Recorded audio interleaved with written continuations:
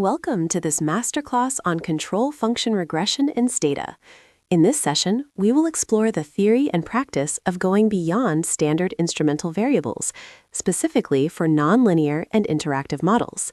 As part of our masterclass in applied econometrics, we will look at how the control function approach provides a flexible framework for addressing endogeneity. The visual on your right represents the type of complex, nonlinear relationships we can recover using these advanced techniques. Let's begin by looking at the core principles.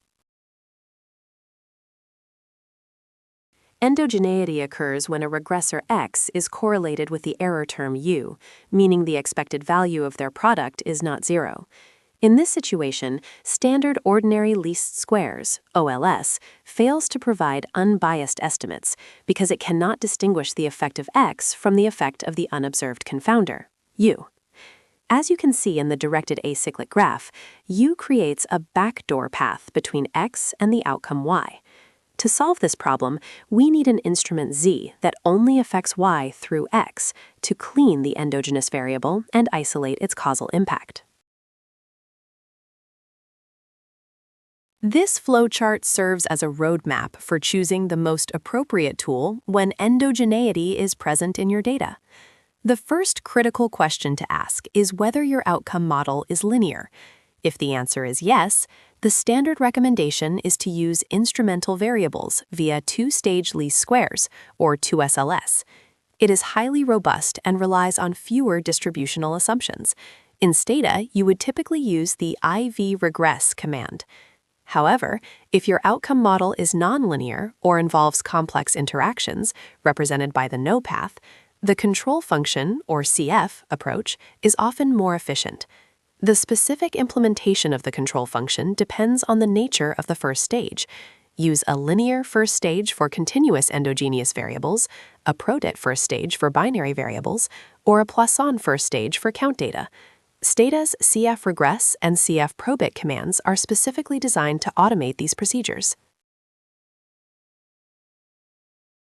This slide highlights the fundamental difference between the two primary ways we tackle endogeneity: two-stage least squares, or 2SLS, and the control function approach. On the left, we see 2SLS, which is a substitution strategy. It replaces the original endogenous variable X with its predicted version, X hat, from the first stage. While robust, it can be inefficient for nonlinear models. On the right, we have the control function approach, which uses residual inclusion. Instead of replacing X, we keep it in the model and add the first stage residuals, V hat, as a separate regressor. These residuals absorb the endogeneity, allowing us to estimate the causal effect of X directly. This method is particularly powerful because it handles interactions naturally, making it more flexible for complex models. We start with a structural equation where Y depends on X and an error U. In the first stage, we model X as a function of instruments C and a residual V. The key insight is to decompose the error U into a part correlated with V and an independent error E. By substituting this back, we get a regression of Y on X and the estimated residual V hat, yielding an unbiased causal effect. The term rho times V hat acts as the control function correction term, cleaning the estimate of beta. For example, if U equals rho times V plus E, then including V hat in the regression effectively controls for the endogeneity of X. While powerful, this method relies on specific distributional assumptions we must verify. While powerful, the control function method relies on specific assumptions that must be satisfied for valid causal inference. First, there is the standard validity of instruments. Your instrument Z must be relevant and exogenous. Second, it requires strict exogeneity. This means instruments must be strictly exogenous, not just contemporaneously uncorrelated with the error term. Finally, the main trade-off of the CF approach is the linearity of the conditional mean. We assume a linear relationship between the structural error, U, and the first stage residual V, expressed as E of UV equals rho V. This is a stronger distributional assumption compared to standard two-stage least squares. If these conditions are not met, your estimates could be biased. Starting with Stata 19, the manual two-step process for control function regression is significantly simplified. The software now provides dedicated commands like cfregress and cfprobit to automate this workflow. Crucially, these commands don't just include the residuals for you. They also automatically correct the standard errors, which is a major hurdle in manual estimation. You should use cfregress for continuous outcomes and cfprobit when working with binary outcomes. This automation makes sophisticated causal inference more accessible and robust by allowing for complex models to be estimated in a single line of code.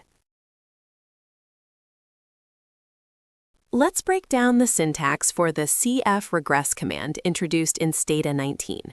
The command begins with cfregress, followed by the dependent variable and any exogenous independent variables. The core of the control function approach is specified within the parentheses. This is the first stage specification, where you define your endogenous variable and its instruments. After the comma, you have the model definition section for various options. Important options include probit or Poisson for defining the nature of nonlinear endogenous variables. The interact option is particularly useful for handling heterogeneity by interacting the control function term. As a best practice, always include VCE robust to obtain robust standard errors. We want to estimate the effect of housing value, housing val, on rent. We suspect housing val is endogenous because unobserved neighborhood amenities likely affect both value and rent. We will use family income and region as instruments for housing value. First, we scale the variables to make the coefficients easier to read. A $1,000 increase in housing value might lead to a specific dollar increase in rent, but only if we control for endogeneity. Now, let's run the model in Stata. We execute the linear control function regression using the cfregress command. Stata automatically runs the first stage for HSN-val using our instruments, generates the residuals, and includes them in the main equation for rent. We also include the VCE robust option to ensure our inference is valid under heteroscedasticity. In this example, the command is cfregress rent PCT urban, HSN-val equals fam inc, I region, VCE robust. Now, let's look at the output to see if our suspicions of endogeneity were correct. The coefficient on housing value is the structural coefficient, representing the causal effect of housing value on rent. The term labeled CF of housing value is the CF term, representing rho. If this CF term is statistically significant, it implies that endogeneity was indeed present and the correction was necessary. We also check the Wald chi-squared statistic to assess the overall model fit. In our results, a significant negative CF term suggests that the unobserved factors increasing housing value tend to decrease rent, or vice versa. What if the impact of endogeneity isn't the same for everyone?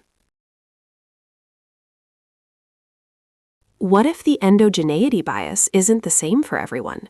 In this advanced scenario, we consider that the bias might vary by income level. To address this, we use the interact option in Stata. By running cfregress with interact fam income, we allow the control function term to vary across levels of family income. In the output table, notice the highlighted interaction term, cfhsngval interacted with family income.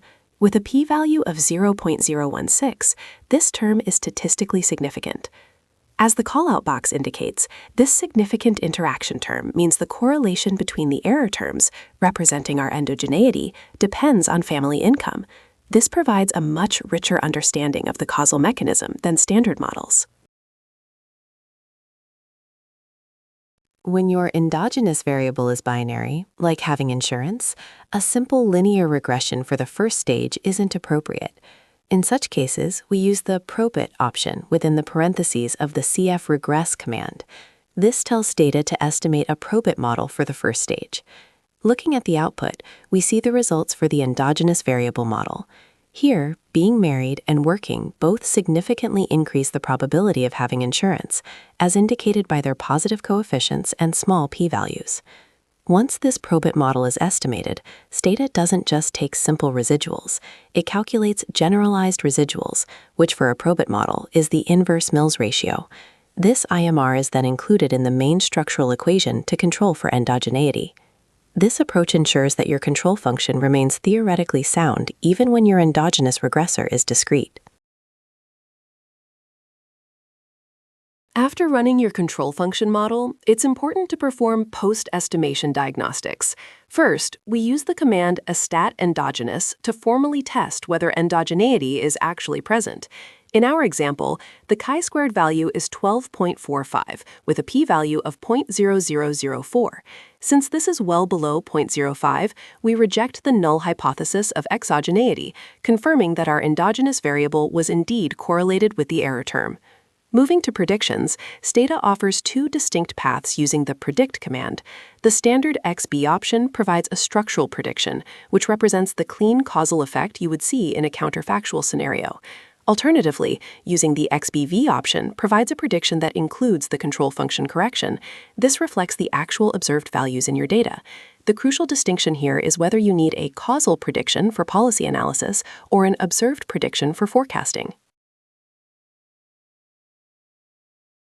To wrap up our masterclass, let's review the 5 key steps for a successful control function analysis. First, diagnose. Choose the CF approach specifically when your model involves nonlinearities or complex interactions where standard 2SLS might fall short. Second, specify. It's critical to select the correct first stage model, whether that's linear, probit, or Poisson, inside the command parentheses to match your data structure. Third, execute. Leverage Stata's automated tools. Use cfregress for linear outcomes and cfprobit for binary outcomes to ensure correct standard error adjustments. Fourth, verify.